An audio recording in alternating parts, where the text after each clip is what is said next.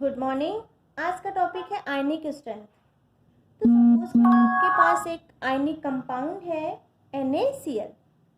आप जब भी किसी आयनिक कंपाउंड को एक पर्टिकुलर सॉल्वेंट में ऐड करते हो तो वहां पर जाने के बाद वो आपको एक केटायन और एक एनायन देता है ना। होता यह है कि जब भी ये पर्टिकुलर केटायन और एनायन एक सॉल्वेंट में होते हैं और अगर वो सॉल्वेंट भी पोलर होता है तो होगा ये कि उस सोल्यूशन के अंदर आपके पास केटायन और एनायन जो होंगे उसमें केटायन के पास एनायनिक एटमॉस्फेयर और एनायन के पास केटायनिक एटमॉस्फेयर जनरेट हो जाता है, क्रिएट हो जाता है। ठीक है, उसका रीजन ये है कि इस केटायन के पास सोल्यूशन में से बहुत ढेर सारे एनायन आके खड़े हो जाते हैं, जस्ट लाइक इस एनायन के पास भी बहुत ढेर सारे केटायन सोल्यूशन से आके खड़े हो जाते हैं। तो हम उनको क्या कह सकते हैं, केटायनिक एटमॉस्फेयर। यहाँ पे हम इसको बोल सकते हैं एनायनिक एटमॉस्फेयर। इस केटायनिक और एनायनिक एटमॉस्फेयर के कारण ये केटायन और एनायन क्या हो जाते हैं, शील्ड हो जाते हैं। मतलब ये एनायन इस एटमॉस्फेयर में शील्ड हो गया और ये केटायन इस एटमॉस्फेयर में शील्ड हो गया है। और ये शील्डिंग डिपेंड करता है आयनिक स्ट्रेंथ पे। तो मैं इनडायरेक्टली ये कह सकती हूँ कि कितना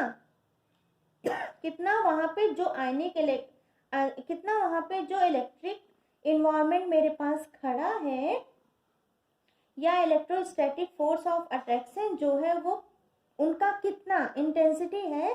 तो जितना ज़्यादा इंटेंसिटी वहां पर होगी मैं कहूँगी उतना ज़्यादा क्या होगा आयनिक स्ट्रेंथ। जितना कम इंटेंसिटी होगी तो मैं कहूँगी उसकी आयनिक स्ट्रेंथ वहां पर उतनी ही कम है।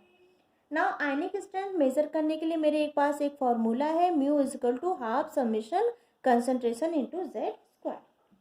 यहाँ से हम एक और चीज समझते हैं। मान लो मेरे पास एक और केटायन और एक और एनायन है और यहाँ पे मैंने जो सोल्यूशन लिया है वो डाइल्यूट लिया है। तो ये डाइल्यूट सोल्यूशन यानी कि इसके केटायन और एनायन सोल्यूशन में क्या है, बहुत दूर दूर रहेंगे। सिंस अब मैं देखूंगी तो यहाँ मेरा जो एनायनिक एटमॉस्फेयर क्रिएट हो रहा है वो बहुत कम है। ठीक है, ऐसे ही यहाँ पे जो मेरा केटायनिक एटमॉस्फेयर क्रिएट हो रहा है वो भी बहुत कम है। तो मैं ये कह सकती हूँ कि यहाँ पे जो शील्डिंग है ये लेस है इन कंपेयर टू कंसंट्रेटेड। एक और चीज, यहाँ जो एनायनिक एटमॉस्फेयर क्रिएट हो रहा है वो सराउंडिंग में अपोजिट चार्ज और सॉल्वेंट की वजह से हो रहा है। अब यहाँ पर दो सिचुएशन आती है, मैं यहाँ पर दो सिचुएशन ड्रॉ कर रही हूँ। एक तो कंसंट्रेशन हो गया और एक आपका डाइल्यूट हो गया। पहली सिचुएशन में लेती हूँ डाइल्यूट सोल्यूशन। अब मैं डाइल्यूट सोल्यूशन की प्रॉब्लम ये होती है कि यहाँ पर जो केटायन है और जो एनायन है इन दोनों के बीच क्या होता है, डिफरेंस बहुत दूर दूर होता है। यानी बहुत कम अमाउंट ऑफ सोल्यूट होता है और ज़्यादा अमाउंट ऑफ सॉल्वेंट होता है, जिसकी वजह से केटायन और एनायन क्या होते हैं, डाइल्यूट में बहुत दूर दूर होते हैं। यहाँ मेरे पास केटायन और मेरे पास क्या है, anion.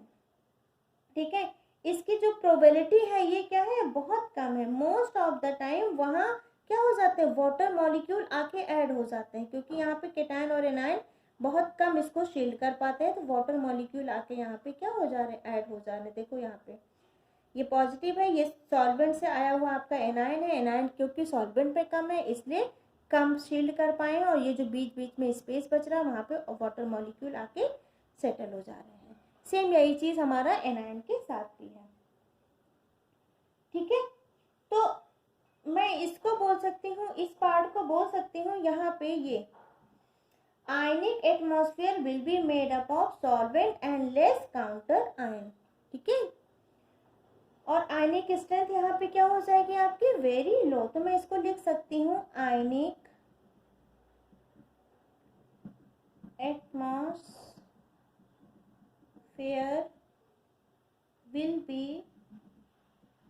will be made up of solvent and less of counter ion.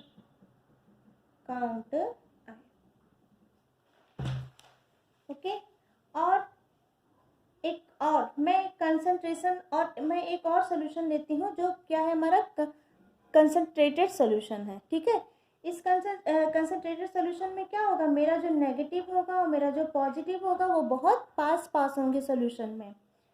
ठीक है, और तो उस बहुत सोल्यूशन मेरा बहुत कंसंट्रेटेड होने की वजह से इस पॉजिटिव के किनारे किनारे ढेर सारे एनायनिक एनवायरनमेंट जनरेट हो जाएगा और इस एनायन के किनारे किनारे बहुत ढेर सारे कैटायनिक एनवायरनमेंट या एटमॉस्फेयर जनरेट हो जाएगा या क्रिएट हो जाएगा। अब देखें यहाँ मेरे पास केटायन है, उसके सराउंडिंग अपोजिट चार्ज है।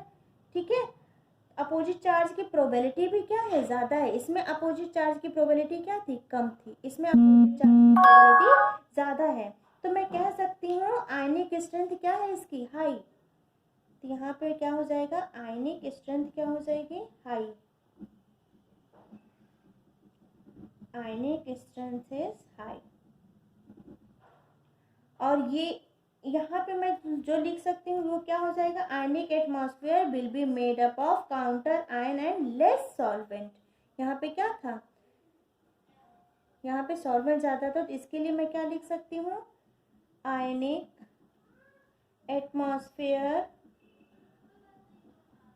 Atmosphere will be made up of counter ion and less of solvent। Okay, तो मैं कह सकती हूँ कि यहाँ पर आपका आयनिक स्ट्रेंथ क्या है, ज़्यादा है। अब मुझे एक बात बताओ, डाइल्यूट सोल्यूशन में सिंस मेरे केटायन के आसपास मेरा जो काउंटर आयन था वो बहुत कम था, काउंटर आयन बहुत कम था, तो मेरा केटायन होगा वो मूवमेंट करने के लिए क्या हो जाएगा, फ्री हो जाएगा। यहाँ से केटायन आसानी से मूवमेंट करने के लिए, यहाँ से केटायन है वो आसानी से मूवमेंट करने के लिए फ्री हो जाएगा। सिंस मूवमेंट करने के लिए मेरा एनायन भी फ्री होगा क्योंकि इसमें भी क्या है, आयनिक स्ट्रेंथ इसकी भी क्या है, कम है, फ्री होगा। तो यहाँ पर मैंने जितने भी आयन ऐड किए, सिंस वो डाइल्यूट सोल्यूशन है और आयनिक स्ट्रेंथ भी कम है, तो मेरे केटायन और मेरे एनायन एक दूसरे से काफ़ी इंडिपेंडेंट होने की कोशिश करेंगे। तो उस केस में आपने जितने भी आयंस डाले हैं वो सारे के सारे आयंस क्या होंगे, एक्टिव होंगे। इसका मतलब इस केस में आपका जो गामा का वैल्यू होगा,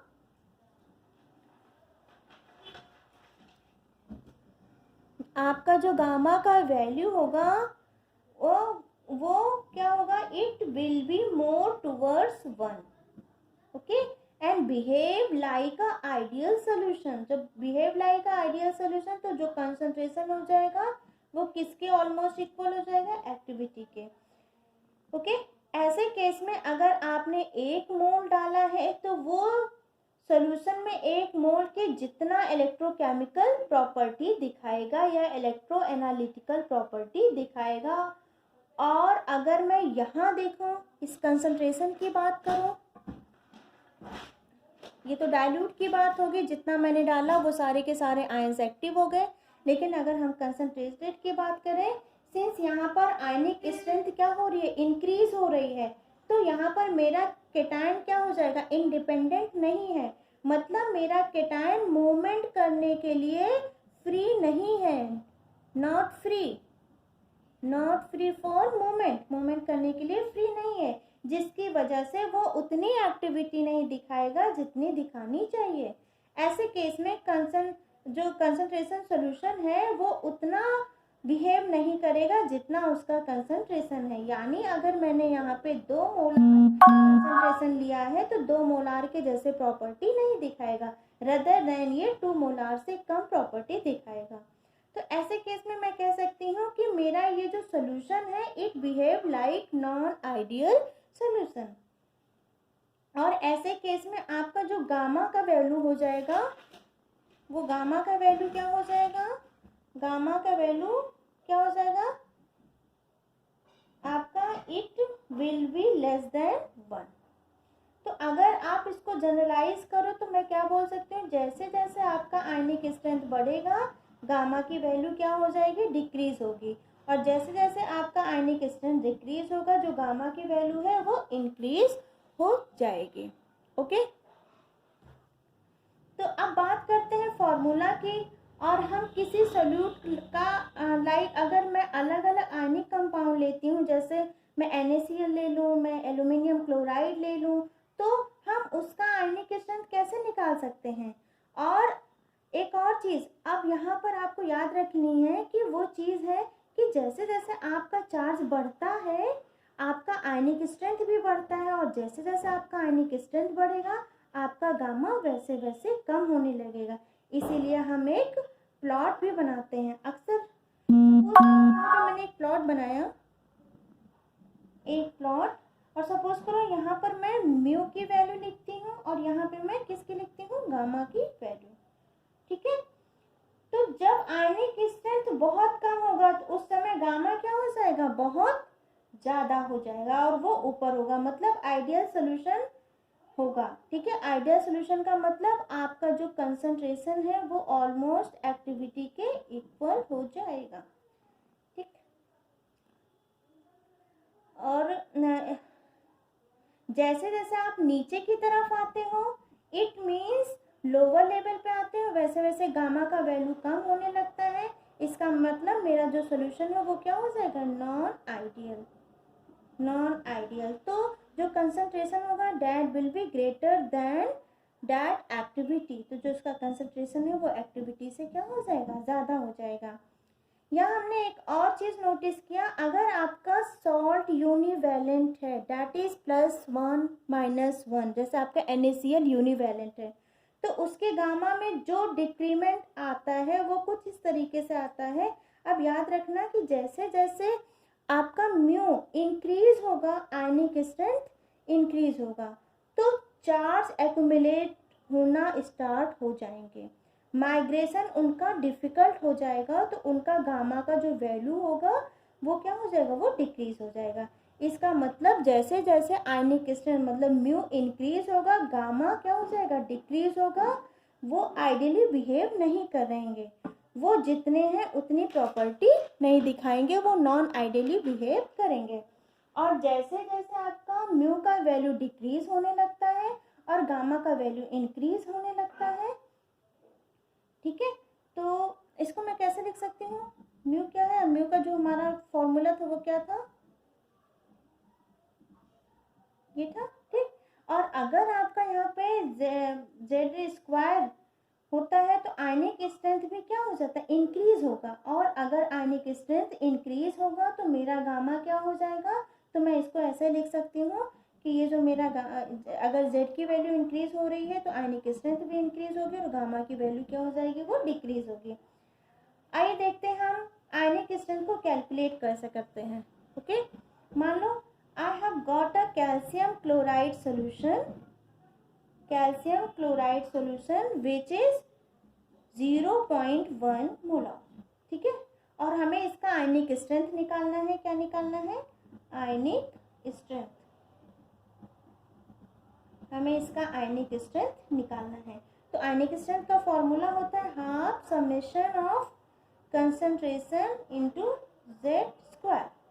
तो सबसे पहले एक काम करते हैं, ये जो हमारा CaCl2 है कैल्शियम क्लोराइड, इसको हम क्या कर लेते हैं, इसको हम डिसोसिएट करेंगे, तो ये क्या हो जाएगा CaCl2, जब इसको डिसोसिएट करेंगे तो ये कैल्शियम 2+ और Cl- में ब्रेक हो जाएगा।